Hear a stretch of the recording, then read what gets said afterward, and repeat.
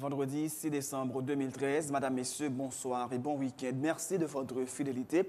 Bienvenue dans ce nouveau numéro de Pulsation Week-end. À la une de l'actualité, l'arrêt 168-13 du tribunal constitutionnel dominicain est discriminatoire et viole les droits des Dominicains d'ascendance haïtienne. Telle est en substance la conclusion du rapport préliminaire de la visite d'une semaine de la Commission interaméricaine des droits humains publiée ce vendredi 6 décembre à Santo Domingo. La CIDH recommande aux responsables dominicains d'assurer le droit à la nationalité des personnes qui ont déjà eu ce droit sous le régime national existant entre 1929 et 2010 et de prendre des mesures visant à garantir le droit à la nationalité des personnes affectées par l'arrêt 168-13. Jeudi, le Haut Commissariat des Nations Unies aux réfugiés, HCR, avait appelé les autorités dominicaines à restaurer la citoyenneté des Dominicains d'origine étrangère touchés par l'arrêt 168-13 du tribunal suprême de ce pays. Le HCR rappelle que les citoyens touchés par cette décision ne sont pas des migrants, mais ont des racines profondes en République dominicaine. La manifestation organisée ce vendredi par des organisations populaires pour dénoncer l'arrêt de la Cour constitutionnelle dominicaine s'est terminée en queue de poisson en raison d'une mésentente entre les organisateurs. Le décès jeudi de l'ancien président sud-africain Nelson Mandela, vécu comme un choc à travers le monde, des dirigeants et de simples citoyens saluent d'une seule voix la magnanimité de celui qui a changé le cours de l'histoire. Les funérailles de Nelson Mandela auront lieu le 15 décembre, après 10 jours de tradition ancestrale et de veillée intimiste. L'enterrement sera retransmis dans le monde entier. L'actualité sportive, les groupes pour le mondial 2014 sont désormais connus après le tirage au sort de la Coupe du monde de football qui s'est déroulée ce vendredi. Le Brésil, pays hôte, affrontera la Croatie en match d'ouverture. Le groupe de la mort est celui de l'Uruguay qui retrouvera l'Italie, l'Angleterre et le Costa Rica. Madame, Messieurs, restez branchés pour le développement de ces titres et de bien d'autres.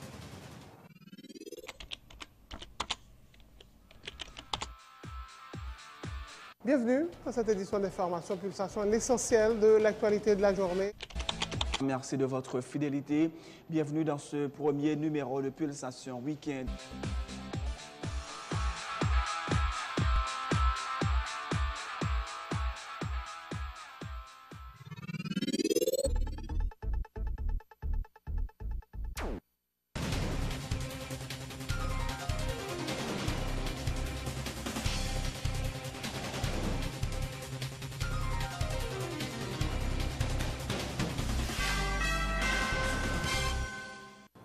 De recherche, bienvenue dans le développement du journal.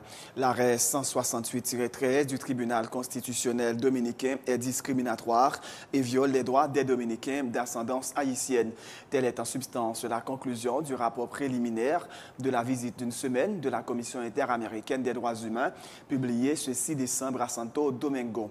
La Commission considère que l'arrêt de la Cour constitutionnelle conduit à une privation arbitraire de la nationalité. Cet arrêt a un effet discriminatoire qui a un impact principalement sur les Dominicains d'ascendance haïtienne qui sont des personnes de type afro. La Commission note que l'arrêt 168-13 affecte de manière disproportionnée les personnes sujettes à de multiples formes de discrimination, y compris fondées sur la race et la pauvreté. La Commission recommande aux responsables dominicains d'assurer le droit à la nationalité des personnes qui ont déjà eu ce droit sous le régime national existant entre 1929 et 2010 et de prendre des mesures visant à garantir le droit à la nationalité des personnes affectées par l'arrêt 168-13. Ces mesures, estime la Commission, doivent être générales et automatiques et devraient suivre des mécanismes qui sont simples, clairs, rapides et équitables. Jeudi, le Haut Commissariat des Nations Unies aux réfugiés avait appelé les autorités dominicaines à restaurer la citoyenneté des Dominicains d'origine haïtienne touchés par l'arrêt 168-13 du tribunal suprême de ce pays. Le HCR rappelle que les citoyens touchés par cette décision ne sont pas des migrants, mais ils ont des racines profondes en République dominicaine. Il se dit très préoccupé par le fait que 2 mois après la publication de cette sentence, le statut de la population concernée n'ait pas été traité de manière correcte. Le Haut Commissariat des Nations Unies aux réfugiés rappelle également que les normes internationales exigent que le gouvernement dominicain établisse automatiquement la citoyenneté de toutes les personnes touchées par la décision 168-13 de la Cour constitutionnelle dominicaine.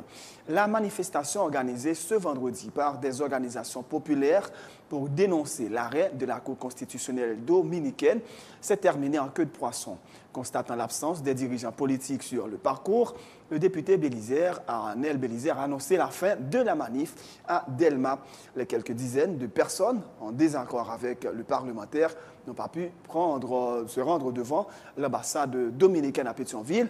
Ils ont été bloqués par la police à Delma 105 à proximité de l'ancien cimetière de Pétionville. Reportage Emmanuel Paul. Dénoncer l'arrêt de la Cour constitutionnelle de la République dominicaine dénationalisant des Dominicains d'origine haïtienne, tel a été le principal objectif de cette manifestation organisée à l'initiative de la Force patriotique pour le respect de la Constitution et d'autres organisations populaires. Comme d'habitude, la manif a démarré en face de l'église Saint-Jean-Bosco au Bel-Air. Les protestataires doivent se rendre devant l'ambassade dominicaine à Pétionville pour délivrer un message. Ou tendez comment frère nous yo, qu'elle cherche la vie meilleure pour ça yo gen ici yo, Dominicain yo rache yo à manchette, yo fait yo fouiller tout pour yo enterrer tête yo. Journée jodi nous pas cap quitter bagage ça arriver la frère. Nous te lancé message par gouvernement pour que avant 11 semaines pour prendre décision contre moun cap mourir pour faire déclaration contre moun y a tué et en Dominicanie nous ça pas fait. Et mais je dis, on prend béton. Et nous pas de monde qui peut parler pour nous. Et nous-mêmes qui sommes haïtiens conséquents, qui déterminés, qui militer, nous-mêmes nous prenons l'arrière pour nous faire revendication nous passer.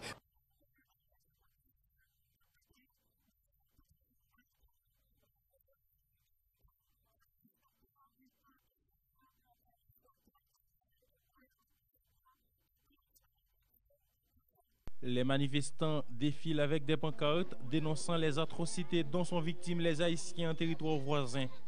Ils ont également fustigé le comportement des autorités haïtiennes qui généralement observent un profil bas dès qu'il s'agit de défendre les intérêts des Haïtiens établis en République dominicaine. Nous allons dire, même si Matéli a zeb dans la bouche, même si Laurent Lamotte a zeb dans la bouche, parce que tu prends un cop sale, dans une série de gros potentats dans la République dominicaine, je dis à nous-mêmes, comme avant-garde, nous-mêmes, organisation de base, nous prenons monter devant l'ambassade pour nous dire, une fois de plus, il faut que Matéli quitte le pouvoir parce que montre que définitivement, ils sont incapables pour défendre l'intérêt de la nation. Il faut nous aller parce que nous ne sommes pas bons. Nous sommes avec les Dominicains.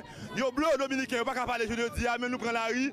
Pour les gens qui mourent en Dominicaine, les victimes qui mourent, nous demandons Matéli à chez moi parce que c'est le signé contre les Dominicains. Je dis, c'est nous avons payé ça. Et nous avons tué en Dominicaine. Nous demandons Matéli à aller.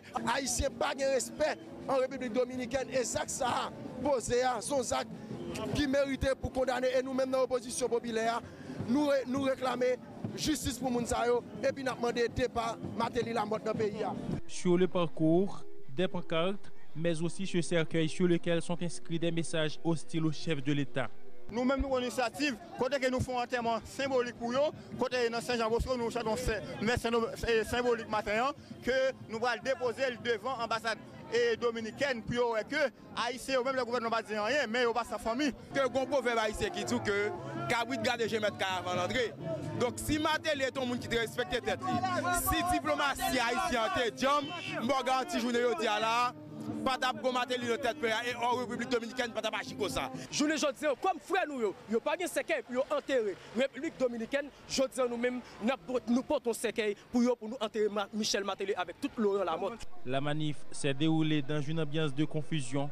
Certains organisateurs avaient suggéré que le mouvement prenne fin à Delma 33, alors que d'autres voulaient continuer jusqu'à Pétionville.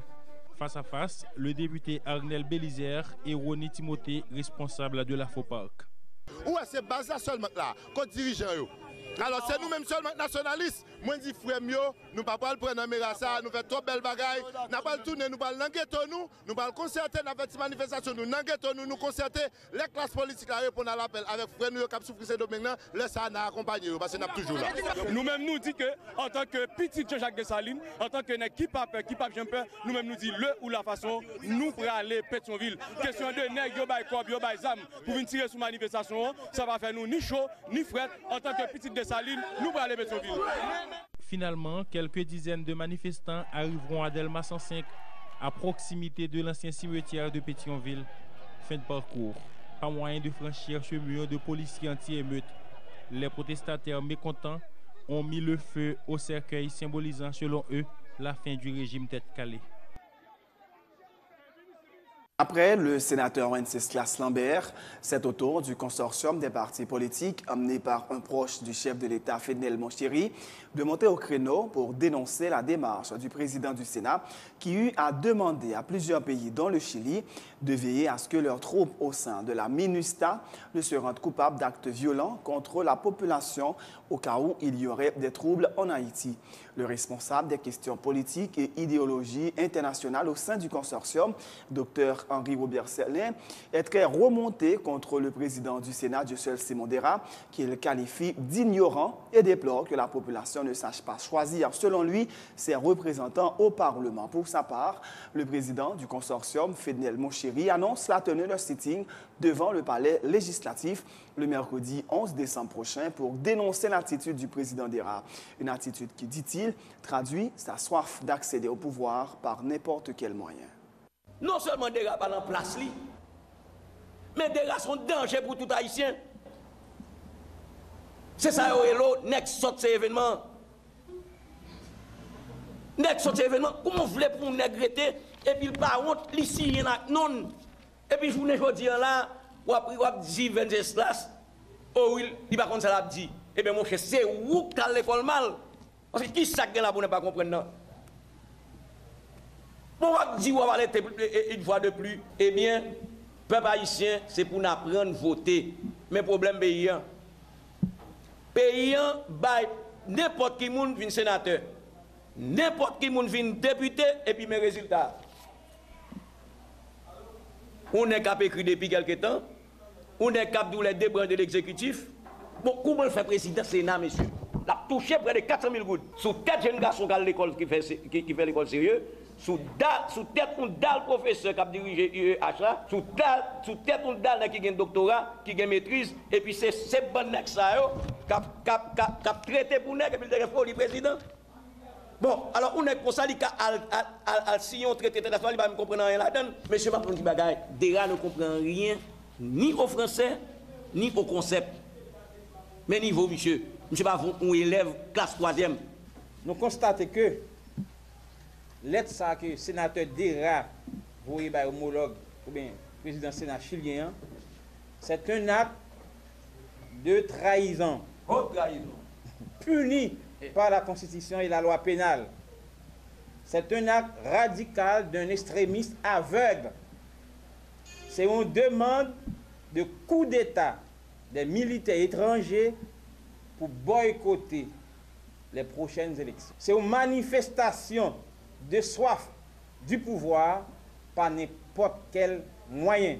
Dans ce sens, le Consortium national des partis politiques annonce à tout le monde au coup de semaine, nous pourrons planter une piquette devant le Parlement pour protester contre la déclaration de traite.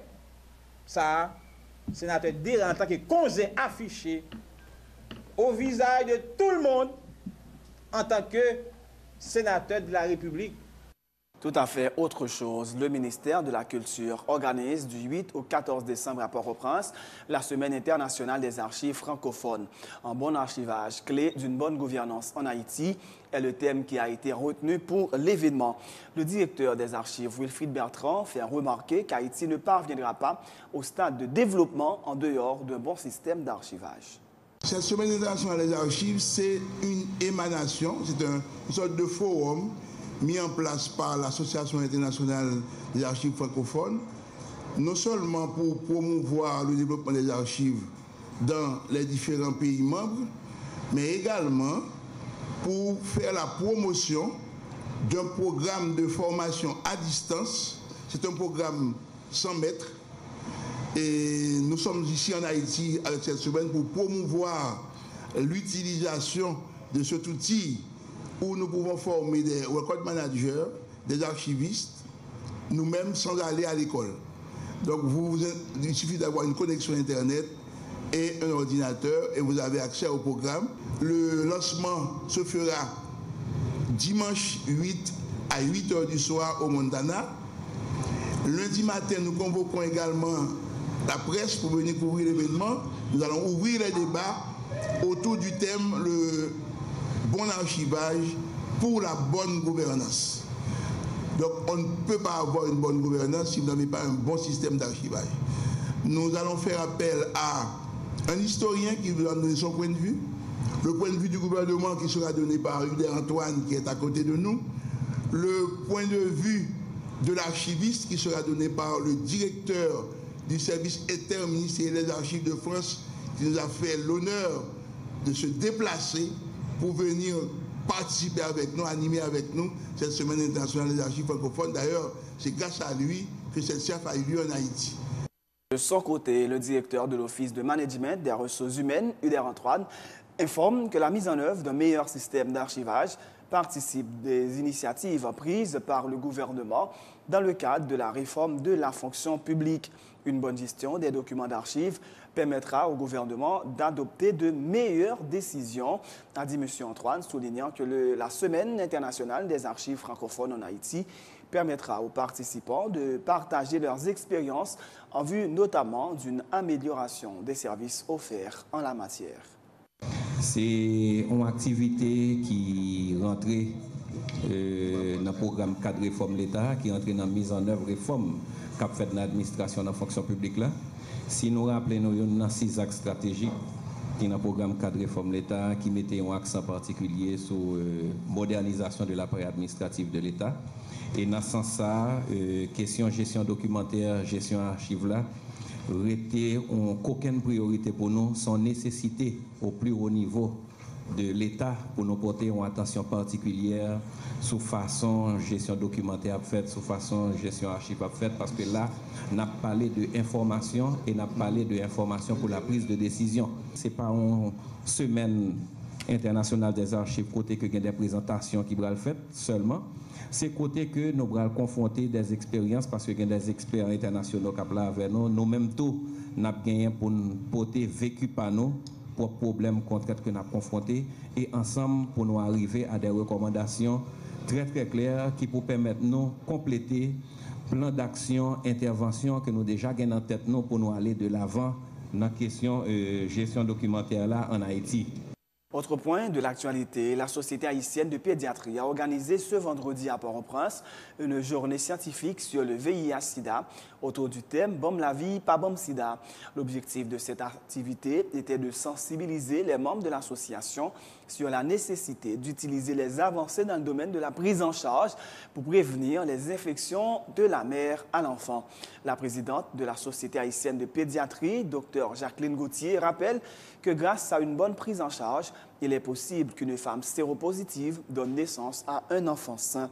De son côté, la représentante du ministère de la Santé publique à cette activité, Dr Lourdes Marie Belotte, a indiqué qu'en Haïti, plus de 10 000 enfants vivent avec le VIH-Sida et souligne qu'à travers les formations continues de médecins, notamment les pédiatres, il est possible de réduire considérablement le nombre d'enfants qui naissent avec le virus dans leur sang jusqu'à éliminer les transmissions de la mère à l'enfant. Leur déclaration. Nous-mêmes, pédiatres, choisi jour ça, mais c'est autour de 1er décembre pour actualiser connaissance membres et puis pour conscientiser autour, pour protéger aux besoins faits pour que tout le monde pas fait sida encore. Et nous choisissons un thème, bam la vie, pas bam sida. Même si on fait un sida dans le sang, il y a moyen pour petit bébé que le pral faire si l'enceinte pas fait sida. Donc nous-mêmes n'a protégé dans lutte ça. Il y a moyen pour ne pas attraper sida. Nous connaissons là nous ces jeunes qui ont vie sexuelle, pas vrai? Il y a moyen donc c'est mettre en œuvre pour pas une nouvelle infection. Et si jamais moi-même, je gagne déjà, qui ça m'a fait pour ne pas bailler? Zéro nouvelle infection, zéro mort. Parce que même si je gagne, si je suis, je prends un médicament comme ça doit, je ne vais pas mourir. Est-ce que vous connaissez une quantité de gens qui gagnent un gemme sida dans sa vie? Bon, il y a 2 millions à travers le monde. Et en Haïti, il y a au moins 10 000. On a bataille pour diminuer la mortalité en général, comme sida, c'est une raison de mortalité.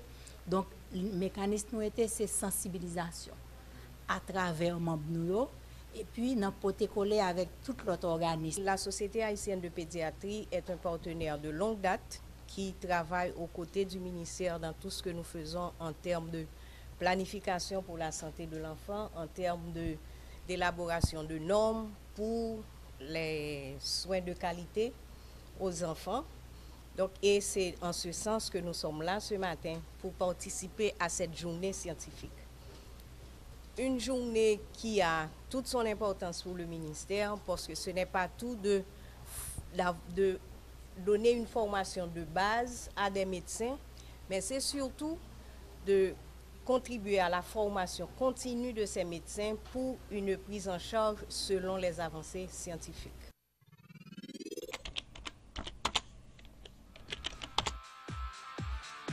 Bienvenue à cette édition d'Information Pulsation, l'essentiel de l'actualité de la journée.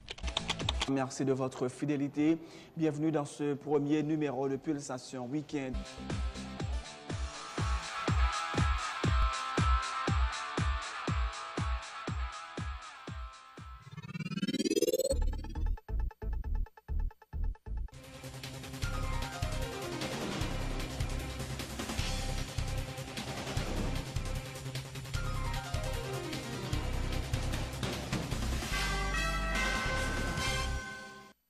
Le monde entier pleure la disparition de Nelson Mandela dans les 4 coins du monde. Le championnat corporatif de basketball débutera ce samedi au local du centre de formation classique. La couronne affrontera Digicel et Bongo jouera Sogebank. Dimanche, les Alaska défiera Telemax et Diri Mega sera opposé à la Natcom. C'est la fin de ce journal. Juste avant de vous quitter, voici le rappel des titres. L'arrêt 168-13 du tribunal constitutionnel dominicain est discriminatoire et viole les droits des Dominicains d'ascendance haïtienne. Telle est en substance la conclusion du rapport préliminaire de la visite d'une semaine de la Commission interaméricaine des droits humains publiée ce vendredi 6 décembre à Santo Domingo. La CIDH recommande aux responsables dominicains d'assurer le droit à la nationalité des personnes qui ont déjà eu ce droit sous le régime national existant entre 1929 et 2010 et de prendre des mesures visant à garantir le droit à la nationalité des personnes affectées par l'arrêt 168-13. Jeudi, le Haut Commissariat des Nations Unies aux réfugiés avait appelé les autorités dominicaines à restaurer la citoyenneté des Dominicains d'origine étrangère touchés par l'arrêt 168-13 du tribunal suprême de ce pays. Le HCR rappelle que les citoyens touchés par cette décision ne sont pas des migrants, mais ont des racines profondes en République dominicaine. La manifestation organisée ce vendredi par des organisations populaires pour dénoncer l'arrêt de la Cour constitutionnelle dominicaine s'est terminée en queue de poisson en raison d'une mésentente entre les organisateurs. Le décès jeudi de l'ancien président sud-africain Nelson Mandela, vécu comme un choc à travers le monde. Les dirigeants et de simples citoyens saluent d'une seule voix la magnanimité de celui qui a changé le cours de l'histoire. Les funérailles de Nelson Mandela auront lieu le 15 décembre, après 10 jours de tradition ancestrale et de veillée intimiste. L'enterrement sera retransmis dans le monde entier. Dans l'actualité sportive, les groupes pour le Mondial 2014 sont désormais connus après le tirage au sort de la Coupe du monde de football qui s'est déroulée ce vendredi au Brésil, le pays hôte qui affrontera la Croatie en ouverture. Le groupe de la mort est celui de l'Uruguay qui retrouvera l'Italie, l'Angleterre et le Costa Rica. C'est la fin de ce journal. Merci de l'avoir suivi. Bon week-end et bonne suite de programme sur Télé Pluriel.